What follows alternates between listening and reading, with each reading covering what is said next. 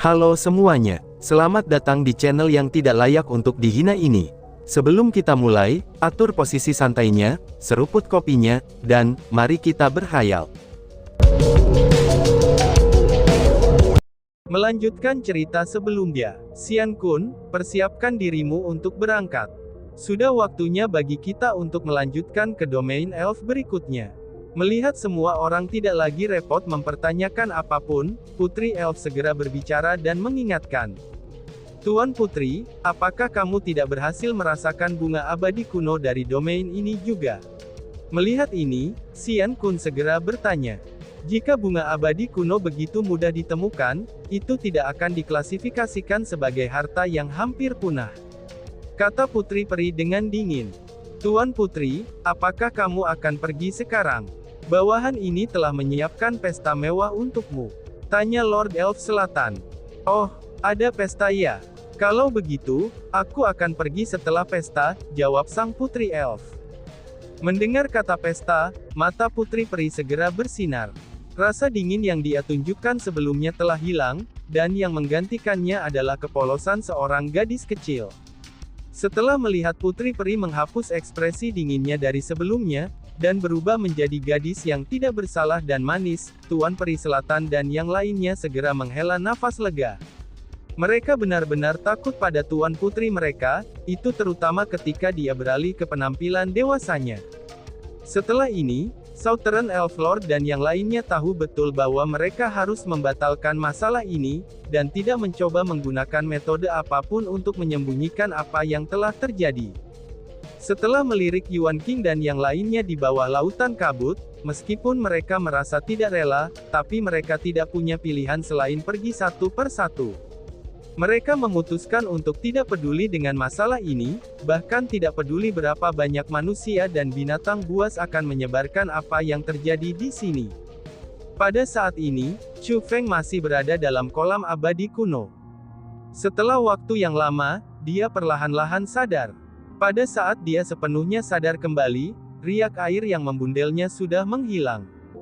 Melihat tubuhnya yang tidak rusak, dia pun merasa bingung. Tubuhku benar-benar pulih sepenuhnya. Ratu, apakah kamu melakukan ini? Tanya Chu Feng. Aku tidak melakukannya. Sepertinya ada orang lain yang diam-diam telah membantumu, jawab si ratu ambil menggelengkan kepalanya. Orang lain, seru Chu Feng. Mendengar kata-kata itu, tatapan Chu Feng segera melintas. Dia pun berpikir dengan keras, namun sayangnya, dia tidak dapat menemukan siapa yang mungkin secara diam-diam telah membantunya. Lupakan saja hal ini untuk saat ini. Bagaimana perasaanmu? Sebelumnya, kamu hampir membuatku takut sampai mati. Apakah kekuatan Lightnings ilahi itu sulit dikendalikan? Jika kamu tidak memiliki jaminan, maka jangan gunakan hal seperti itu secara acak. Apakah kamu tidak tahu betapa hal berbahayanya itu? Apakah kamu tidak tahu bahwa banyak orang yang mati karena mencoba menggunakan kekuatan yang mereka tidak bisa dikendalikan? Kematian semacam ini disebut terbakar dan dikepung oleh iblis. Itu adalah kematian yang disebabkan oleh kultivator yang melebih-lebihkan kemampuan mereka, si ratu menegur Chu Feng dengan tegas. Nada bicara si ratu juga agak emosional. Namun, Chu Feng dapat mengatakan bahwa dia khawatir tentang keselamatannya, dan dia juga takut sesuatu akan terjadi padanya. Dengan demikian, Chu Feng memaksakan senyumnya dan berkata, aku hanya merasa bahwa aku bisa memancarkan 5 guntur ilahi dalam darah aku, dan mengeluarkannya dari tubuh aku. Tidak pernah aku bayangkan bahwa, ternyata mereka akan sekuat itu. Tidak hanya aku tidak bisa mengendalikan mereka, bahkan aku hampir dimakan oleh mereka. Tampaknya kekuatan guntur ilahi itu sangat kuat, itu bukanlah sesuatu yang bisa disentuh oleh diriku saat ini. Paling tidak, tubuhku saat ini tidak mampu menahan kekuatan energi ilahi yang keluar dari tubuhku, ucap Chu Feng. Tidak perlu bagimu untuk pamer. Itu adalah kekuatan garis keturunan kamu. Ketika waktunya sudah tiba, kamu tentu saja bisa mengendalikannya. Itu sama halnya seperti Thunder Armor dan Thunder Wings yang saat ini kamu pegang. Apakah kamu masih tidak dapat menggunakannya dengan terampil dan mudah? Aku percaya bahwa setelah kultivasi kamu menjadi lebih kuat, kamu akan dapat memahami lebih banyak kekuatan baru. Sejujurnya, bahkan ratumu ini mulai iri dengan garis keturunan khusus kamu. Karena semakin lama garis keturunan kamu semakin menakutkan, dan bahkan akan semakin memperkuat potensi kamu. Pikirkan tentang itu, kekuatan menakutkan seperti itu akan dengan mudah dimiliki olehmu di masa depan. Kalau begitu, bisakah kamu bayangkan betapa menakutkannya keberadaanmu? Ucap si ratu. Melihat bahwa Chu Feng merasa sedikit tertekan, si ratu segera menghiburnya. Makna tak terucapkan di balik kata-kata si ratu sangat jelas, dia tidak ingin Chu Feng menyentuh kekuatan Divine Lightning lagi sebelum saatnya tiba. Paling tidak, sebelum dia memiliki tingkat kepastian tertentu, maka dia dilarang untuk menyentuhnya. Tidak peduli seberapa kuat Lightning ilahi ini, mereka masih garis keturunan Chu Feng. Selama Chu Feng mampu meningkatkan kultivasinya ke tingkat tertentu, kekuatan Lightning ilahi cepat atau lambat akan menjadi miliknya. Tampaknya aku tidak bisa menggunakan kekuatan cahaya ilahi untuk saat ini. Namun cepat atau lambat, aku akan benar-benar menguasainya. Ucap Chu Feng sambil mengangguk.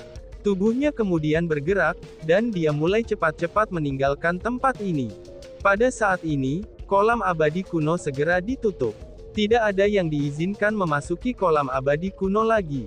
Adapun Yuan King, dia sudah tahu bahwa Qin Guang belum pernah muncul kembali sejak dia masuk ke kedalaman kolam abadi kuno bersamanya. Namun, Yuan King sama sekali tidak peduli dengan hidup atau mati Qin Guang. Karena yang dia tahu adalah, bahwa dia telah menjadi pahlawan di hati semua orang yang hadir. Dia telah menjadi satu-satunya manusia sejak sejarah yang telah memicu jarum abadi kuno. Dengan hanya pencapaiannya ini, dia pasti akan menerima perlakuan khusus setelah memasuki Gunung Qianwu, dan secara khusus dikembangkan oleh mereka. Masa depannya akan seterang lampu petromak. Namun, meskipun dia bisa mengabaikan hidup dan mati Qin Guang, dia sangat peduli tentang kehidupan dan kematian Chu Feng. Tidak dapat menahan diri, dia melirik tetua Gongsun dan mereka. Dengan nada yang sangat mengejek, dia pun berkata, "Tetua ini, aku ingat bahwa hutan Qianwu Selatanmu juga memiliki murid, yang masuk ke wilayah terdalam dari kolam abadi kuno. Kenapa aku tidak melihatnya?" Ucap Yuan King. Setelah mendengar apa yang dikatakan Yuan King, ekspresi yang tidak sedap dipandang tetua Gongsun saat ini menjadi semakin buruk.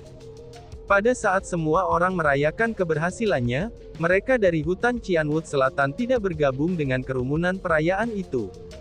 Itu karena, batas waktu pembukaan Immortal Pond kuno segera berakhir, dan Chu Feng masih belum muncul juga. Ini menyebabkan mereka sangat khawatir. Lagi pula, bahaya di dalam kolam abadi kuno tidak hanya terbatas pada tekanan yang menakutkan saja, tapi ada juga bahaya dari orang lain. Terutama, setelah mengingat bagaimana Yuan King ini menyimpan dendam terhadap Chu Feng untuk memulainya. Dan seberapa kuatkah dia, di mana jarum abadi kuno saja dipicu olehnya. Jika dia melakukan sesuatu pada Chu Feng di Immortal Pond Kuni, maka itu kemungkinan tidak akan menjadi masalah ringan bagi Chu Feng. Dengan demikian, ketika Yuan King menoleh ke mereka dan mengucapkan kata-kata itu, hati tetua Gongsun yang tertunda dan yang lainnya, itu seperti dibanting ke lantai. Mereka semua merasa bahwa, Chu Feng mungkin mengalami kecelakaan. Itu benar, kenapa Chu Feng belum muncul? Mungkinkah dia tidak mampu menahan tekanan di dalam Immortal Pond kuno, dan dengan keras kepala bertahan melakukannya hanya untuk gagal dan mati di Immortal Pond kuno? Apakah benar-benar ada kemungkinan seperti itu? Setiap tahunnya, itu ada orang yang mati di kedalaman kolam abadi kuno. Tampaknya tahun ini, orang yang meninggal di sana adalah Chu Feng dari hutan Qianwu Selatan, ucap Yuan King. Mendengar apa yang dikatakan Yuan King, orang-orang dari hutan Qianwu Selatan menjadi lebih khawatir. Sebenarnya, ketika Yuan King mengatakan kata-kata itu, semua orang yang hadir teringat akan Chu Feng. Namun ketika mereka mengingat Chu Feng kali ini, itu tidak ada sedikit pun rasa simpati. Selain itu, tidak ada yang berdiri di sisi Chu Feng. Itu karena pada saat ini, Yuan King adalah pahlawan mereka. Dan bagaimana dengan Chu Feng? Paling-paling, dia akan menjadi anak muda dengan bakat yang cukup baik. Dengan demikian, jika mereka berdua bertengkar, mereka secara alami akan berdiri di belakang Yuan King tanpa ragu sedikit pun. Sebelumnya, kata-kata yang diucapkan oleh Yuan King kepada hutan Qianwood Selatan, itu mengandung sedikit ejekan. Itu adalah sesuatu yang diambil banyak orang. Jadi pada saat ini, banyak orang di sekitarnya yang awalnya tidak punya dendam dengan Chu Feng juga mulai mengejek, dan mencemooh Chu Feng karena tidak muncul lagi. Menghadapi ejekan dan cemoohan dari kerumunan, tetua hutan Qianwood Selatan dan para muridnya menggertakkan gigi karena marah. Namun karena lawan mereka banyak, dan mereka bukan tandingan biara Orion, mereka tidak berani secara terbuka menyuarakan kemarahan mereka, dan mereka pun hanya bisa menelannya. Melihat ekspresi tertekan pada tetua Gongsun, Wang Wei, dan para murid lainnya, ini membuat Yuan King menjadi lebih puas. Dia dengan dingin mendengus, dan kemudian dengan keras berkata, "Apakah kamu semua melihat ini? Ini adalah apa yang disebut melebih-lebihkan kemampuan seseorang. Semua orang, kamu harus belajar dari hal ini, dan tidak mengulangi kegagalan bocah nakal yang disebut Chu Feng. Lagi pula, meskipun kultivasi itu berharga, tapi hidup seseorang bahkan jauh lebih berharga. Kita semua harus mencintai hidup kita, dan tidak melakukan hal-hal yang melebih-lebihkan kemampuan seseorang seperti memberikan hidup seseorang." Pekeran kerumunan juga ikut berteriak setuju. Tampaknya banyak sekali orang berharap untuk kematianku. Dengan menyesal, aku mungkin harus mengecewakan kalian semua. Tepat pada saat semua orang merasa bahwa Chu Feng telah mati, suara Chu Feng tiba-tiba terdengar. Beralih ke suara tersebut, kerumunan melihat bahwa sosok dengan cepat terbang ke arah mereka. Pada akhirnya, ia mendarat di antara kerumunan. Orang ini tidak lain adalah Chu Feng. "Chu Feng, saudara junior Chu Feng, ini benar-benar berkah bahwa kamu baik-baik saja," ucap orang-orang dari hutan Qianwood Selatan. Ketika mereka melihat Chu Feng, tetua Gongsun, Wang Wei dan juga yang lainnya, yang sebelumnya dipenuhi dengan kesedihan dan kemarahan, seketika saja menunjukkan senyum gembira mereka. Saat itu ketika mereka telah menentukan bahwa Chu Feng mungkin sudah mati, bahwa harapan hutan Qianwood Selatan mereka mungkin akan padam, namun Chu Feng tiba di depan mereka dalam keadaan hidup. Ini benar-benar kejutan yang menyenangkan bagi mereka, dan itu menyebabkan mereka menjadi sangat senang dan gembira. Orang ini sebenarnya masih hidup. Mungkinkah Qin Guang? Seru Yuan King. Dibandingkan dengan kegembiraan orang-orang dari hutan Qianwood Selatan, ekspresi Yuan King berubah jelek. "Tetua Gongsun, kakak dan adik bela diri senior, aku kehilangan arah di kedalaman Immortal Pond kuno. Itulah sebabnya aku keluar dari lokasi yang berbeda. Aku benar-benar minta maaf, karena aku telah mengkhawatirkan kalian semua," ucap Chu Feng sambil memberi hormat kepada tetua Gongsun, dan juga yang lainnya dengan senyum di wajahnya. Dengan menggunakan kesempatan ini, ia juga memberikan penjelasan mengapa ia keluar dari lokasi yang berbeda. "Ini sangat baik bahwa kamu baik-baik saja, dan itu semua bukanlah apa-apa selama kamu baik-baik saja," ucap tetua Gongsun. Adapun tetua Gongsun, dia sama sekali tidak peduli mengapa Chu Feng tidak datang dari wilayah pusat kolam immortal. Hanya dengan melihat bahwa Chu Feng aman dan sehat, dia menjadi sangat gembira bahkan hatinya hampir melompat. Kehilangan arah ya, ada banyak orang yang telah memasuki kolam abadi kuno, tapi kenapa hanya kamu saja yang kehilangan arah? Pasti karena kekuatanmu terlalu lemah kan? Tiba-tiba saja Yuan King mengejek. "Oh, berdasarkan apa yang kamu katakan, apakah sepertinya hanya aku satu-satunya orang yang tersesat di wilayah terdalam dari Immortal Pond kuno tahun ini?" kata Chu Feng dengan bingung. Dia kemudian melirik kerumunan dan berkata, mendengus. "Itu aneh. Di mana Qin Guang dari biara Orion kamu? Dia seharusnya masuk ke kolam abadi kuno bersama kamu. Kenapa kamu berdiri di sini sekarang, tapi Qin Guang tidak terlihat? Bisakah kamu menjamin bahwa dia tidak tersesat seperti aku?" ucap Chu Feng. "Kamu," seru Yuan King. Mendengar kata-kata itu, Yuan King tidak dapat mempertahankan ketenangannya. Dia tahu betul mengapa Qin Guang terpisah darinya, itu karena dia mengejar dan ingin membunuh Chu Feng. Namun sekarang, Chu Feng benar-benar tampak aman dan sehat. Sedangkan Qin Guang, dia masih belum menunjukkan dirinya. Ini berarti, bahwa kemungkinan besarnya Qin Guang mengalami kecelakaan di kedalaman kolam abadi. Meskipun dia tidak tahu metode apa yang ditampilkan Chu Feng untuk mengalahkan Qin Guang, tapi sudah jelas bahwa Chu Feng berencana untuk menggunakan menghilangnya Qin Guang ini, itu untuk menyerang kembali biara Orion serta memberinya tamparan di wajahnya. Dengan ini, bagaimana mungkin dia menahan diri? Kakak seniorku Qin Guang bukanlah seseorang yang bisa kamu hina, teriak Yuan King. Setelah memikirkan itu, rambut panjang Yuan King mulai menari seperti iblis yang kejam. Saat gaun panjangnya berkibar-kibar, penindasan yang tak terbatas menerjang Chu Feng seperti badai, namun badai itu tak terlihat. Itu adalah kekuatan menindas peringkat 2 milik Martial King. Sial, seru tetua Gongsun. Setelah Yuan King menunjukkan kekuatannya yang menindas, tetua Gongsun segera mengerutkan keningnya. Ekspresinya mengambil perubahan besar karena dia tahu, bahwa Yuan King berencana untuk menggunakan beberapa trik. Tempat ini adalah wilayah elf kuno, dan salah satu aturan mereka menyatakan bahwa, mereka tidak akan membiarkan manusia ataupun binatang buas bertempur di tempat ini. Yuan King dengan sangat jelas tahu tentang ini. Namun meski begitu, dia juga ingin memberi pelajaran pada Chu Feng. Dengan demikian, ia menunjukkan kekuatannya yang menindas dengan harapan dapat menekan Chu Feng. Kekuatan penindasan Yuan King ini dikirim ke kepala Chu Feng.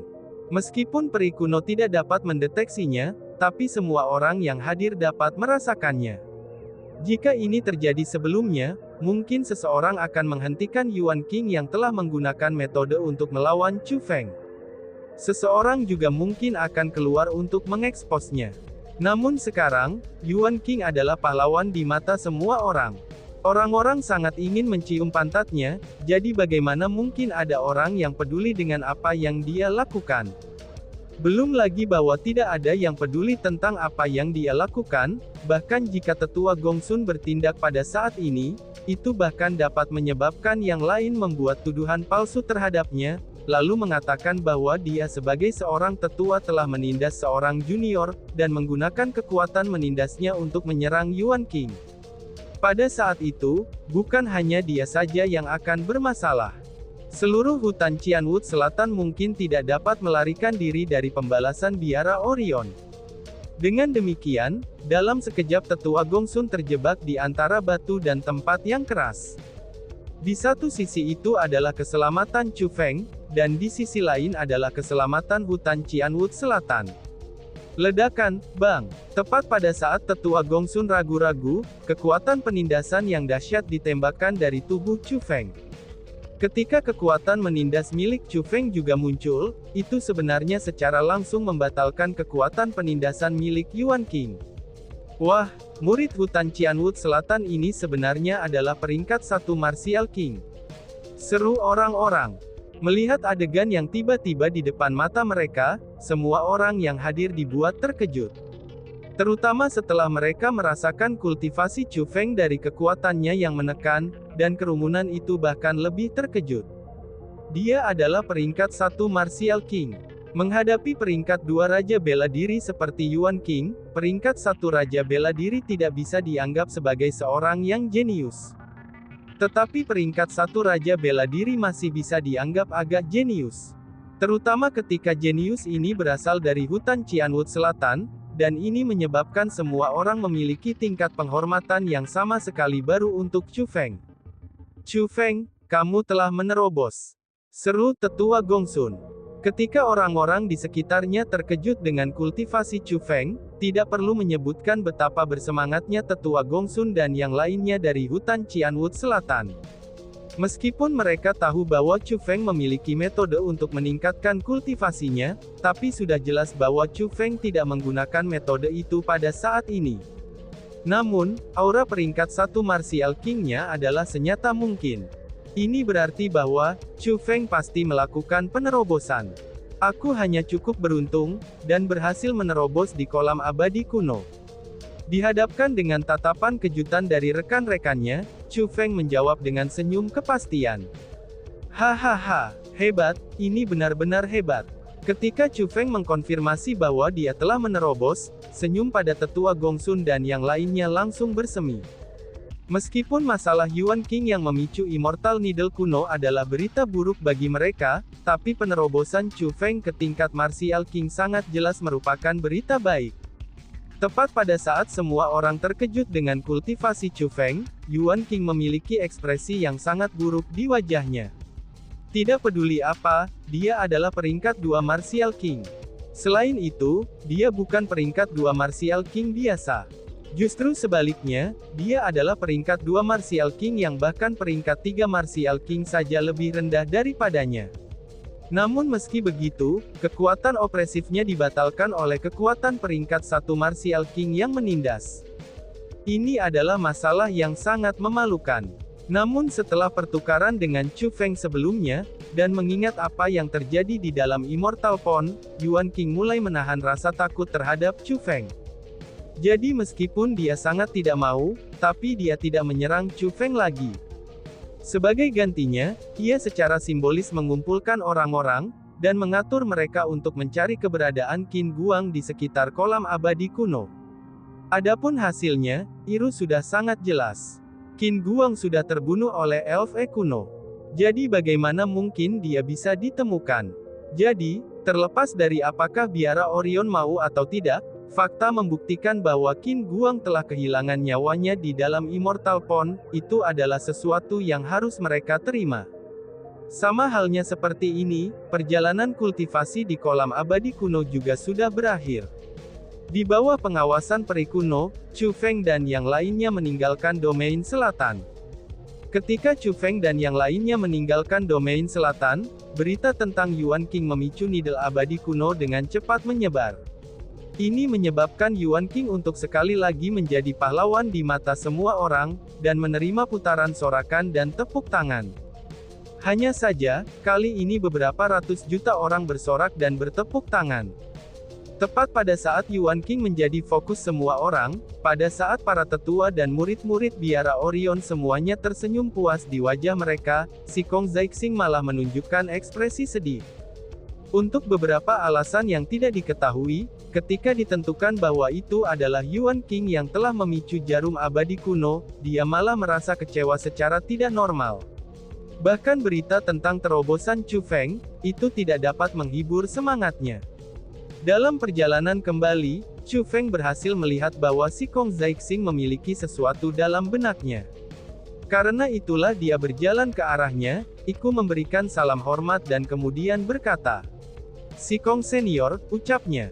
"Jadi, kamu, Chu Feng. Kamu benar-benar telah melampaui harapan aku.